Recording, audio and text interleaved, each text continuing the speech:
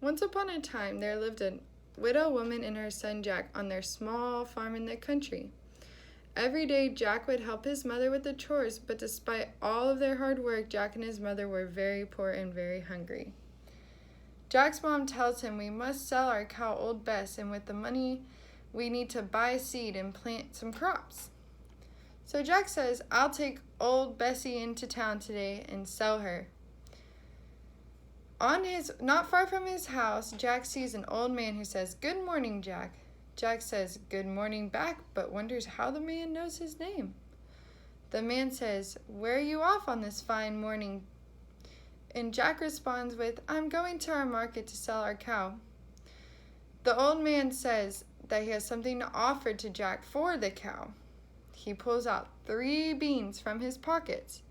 The man says, They are so magical that if you plant them overnight, by morning, they grow right up all of the way to the sky. Jack responds with, Are you sure they're magical? And the man says, Yes, and if they're not, you can come get your cow back. Jack decides to make the trade. He heads home to his mother, who checks to make sure Jack sold Old Bessie and to see how much they made. Jack smiled and reached into his pocket. Just look at these beans, Mother. They're magical. They grow right up to the sky. This makes his mom super upset, and she begins to cry that he sold their only cow for beans. This makes Jack so upset that he throws the beans into the garden outside, and then he goes to sleep. The next day, Jack wakes up to see a big beanstalk, which went up and up and up, all the way to the sky. Jack then decided to climb up and up and up, all the way past the sky, and sees a castle in the distance. Jack begins to approach the castle. He knocks on the door, and the door opens to a scary lady giant with one big eye. The giant scoops him up and takes him inside. Well, the lady giant wasn't really bad. She wanted to cook Jack some breakfast.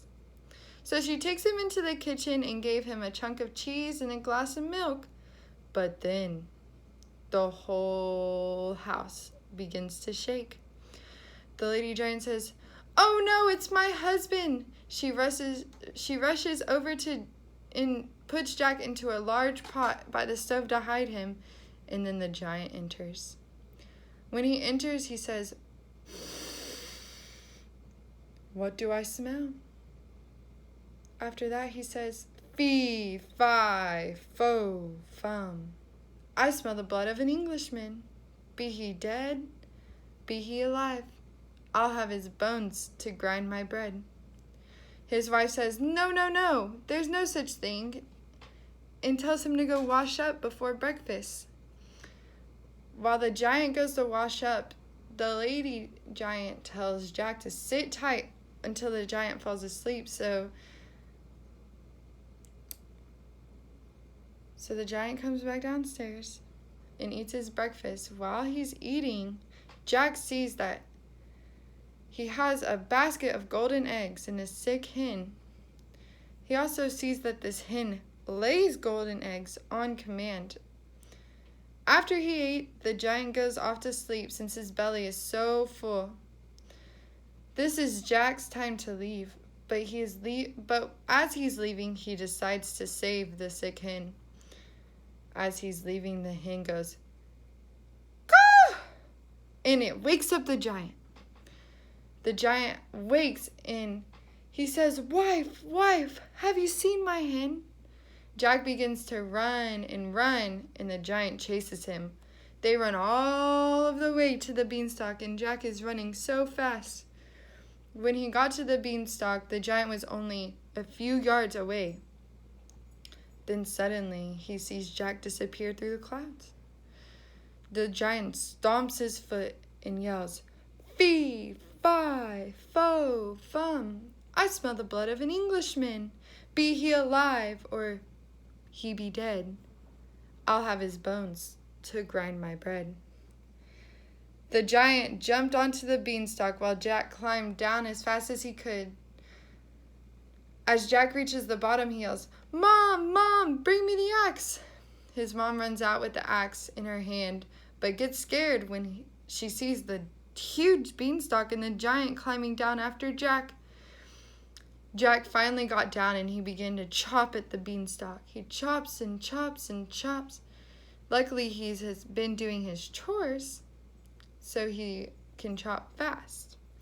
The giant felt the beanstalk shake, so he stopped climbing. And with one more swing of his axe, Jack begins to see the beanstalk topple over and fall and fall and fall, and the giant with it. After that, Jack and his mom nursed the sick hen back to health, and Jack, his mother, and the hen lived happily ever after.